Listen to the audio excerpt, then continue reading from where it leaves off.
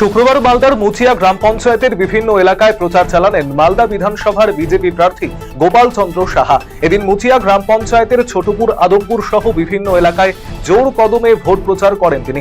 এদিন দলীয় কর্মীদের সাথে গ্রামে গ্রামে ঘুরে সাধারণ মানুষের সঙ্গে সরাসরি যোগাযোগ করেন। বিধানসভা নির্বাচনকে সামনে রেখে জোরদার প্রচারে সামিল হয়েছেন উত্তর দিনাজপুর জেলার চাকুলিয়া বিধানসভার কংগ্রেস প্রার্থী আলী ইমরান রামজ।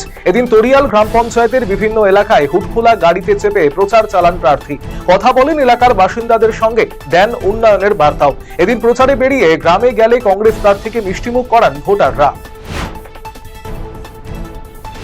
দোরগোড়ায় রাজ্যে বিধানসভা নির্বাচনকে সামনে রেখে জোর কদমে চলছে প্রচার পর্ব। নাজিরপুর অঞ্চলের বিভিন্ন গ্রামে বাড়ি বাড়ি গিয়ে এবারে ভোট প্রচার করলেন মানিকচক বিধানসভার বিজেপি মনোনীত প্রার্থী গৌরচন্দ্র মণ্ডল।